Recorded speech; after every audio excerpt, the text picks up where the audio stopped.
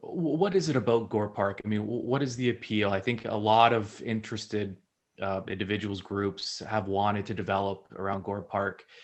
Um, yeah, what is the allure of Gore Park? Well, it's kind of the historical heart of our city. It's really the central meeting place of the city. There's been a fountain there since the city was founded, I believe, and I think it was literally at one time the place where people came to get their water. So it's just sort of culturally and historically become the urban center of the city. So it's a very, very important urban space. And I think it's very important that we're conserving and preserving the facades of all these buildings and creating animation through new retail and new office space, to add, energy to the park and to help reestablish the Gore as the center of the city. And I know you're not directly involved with the heritage aspect of it, but just speaking broadly, kind of maybe toe the line a bit in terms of development and modernizing things versus preserving it. You're kind of you're tiptoeing a little bit around the two. How do you find that happy medium? Well, it's always a balance to understand the value of buildings, and collectively the city has agreed that the facades of these buildings are what is very, very important. That the buildings themselves, well, they are old, were fairly utilitarian buildings in behind the facades. They were long, narrow commercial buildings that were likely offices upstairs. Maybe they were dwellings at one point, but they're long and narrow with very few windows. They're hard to reuse because of their shape, the long, narrow shape. They're over 200 feet long, and some of them are 15 feet wide. So it's awkward space. So but and the heritage designation is put on the facades only because there are some remarkable characteristics of some of those facades. The 18 to 22 are the William Thomas buildings, and if you look into the history of those, they're really important buildings. Those are some of the oldest facades still remaining in the city. So the heritage value of those is really, really you know important. So what are some of those challenges in terms of maintaining the facade, but also making sure that even structurally, the buildings work? Is it? I mean, I'd imagine it's a case by case thing, but this particular project, what are some of the challenges? Well, on this particular project, because we're talking about maintaining facades only, you can't demolish a building behind a facade and hope the facade's going to remain standing because it's going to come down with the building. So what we have to do is, in the case of the William Thomas buildings, is we have a heritage engineer on board, and they are designing a steel structure that will be temporary, will be installed in front of the facade and pinned through the facade to secure it so it can remain standing independently of the rest of the building. And then the building is surgically removed from behind the facade, and the facade will remain in place. At that point, we can dig and put in the basement because there's one level of underground parking planned in the development, and then the rest of the floors will be built behind it. Those floors will be attached to the facade from behind, so they will become the support for the facade, and then the temporary structure can be taken down. So the temporary structure will remain in place until the building is built in behind. So it's a long Wow. process. It's an expensive process, but it's a way of making sure that the facades are saved and remain safe.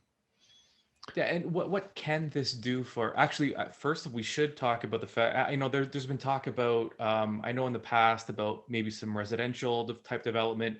Are we looking now at retail commercial exclusively for those buildings? That's right. Yeah, it's the ground floor will have. I've just got some stats here, so I say the right numbers. Yeah, sure. On the ground floor, we are providing roughly 8,000 square feet of new retail space. Wow, I didn't even Um, realize that there was that much space there. Oh yeah, well, it's a fair sized property. Yeah, it's a fair sized Wow. property. And so that 8,000 square feet is going to be arranged in such a way, like as you probably know, the subject properties that we're talking about are from 18 to 28 King Street. 18 to 22 are the William Thomas buildings, and then we have 24 King and 28 King. Incidentally, our office up until 2013 was in 28 King on the second floor. We used to occupy that building, DPAI.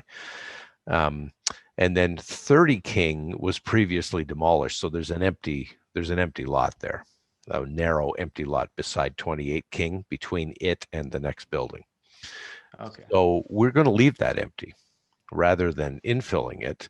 So what that does is it creates a facade along the east side of the ground floor looking into an alleyway, and that alleyway will be designed as an urban space, so it could have restaurants or cafes spilling into it. So instead of being encumbered by the long, narrow units, as I was describing earlier, that have very limited storefronts, we're now giving opportunities for storefronts on the side of the building that look into this new space that we're creating in it's kind of an alleyway that's been created by the missing building.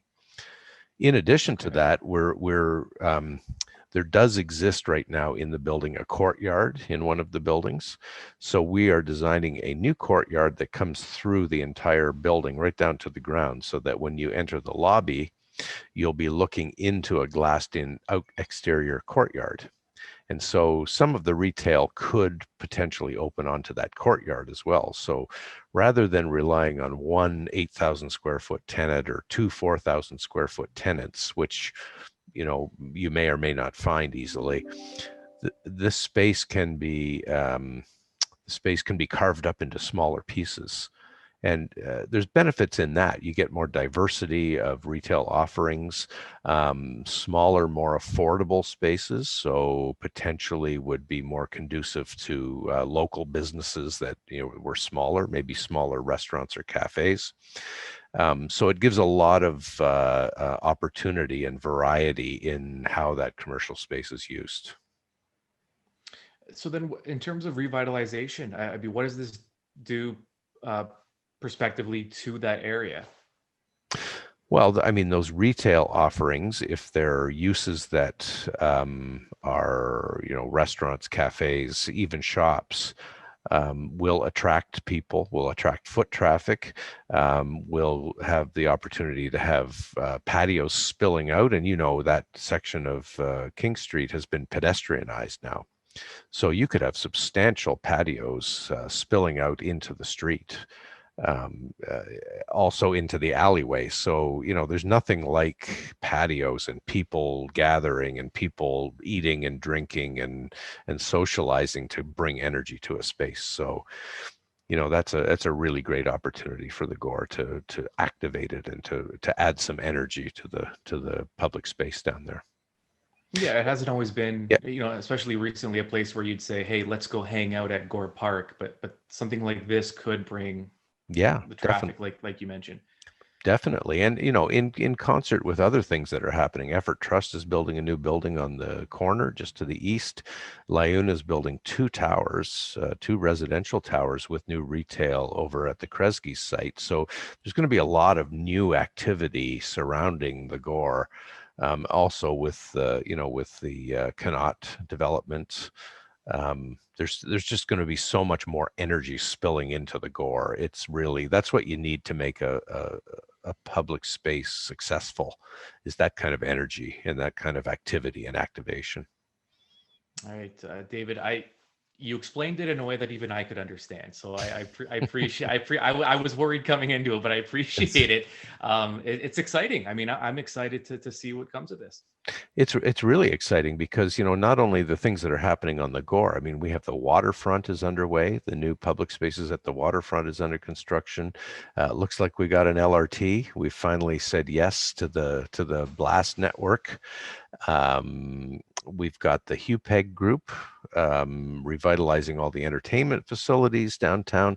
There's just so much to be excited about in Hamilton. You know, I came back here. This is my hometown. I came back to open my office here in 2006, thinking Hamilton's going to go any day, you know, and it was a fairly long wait, but it's really happening now. I mean, we've really got. I think our renewal is underway in a bona fide way.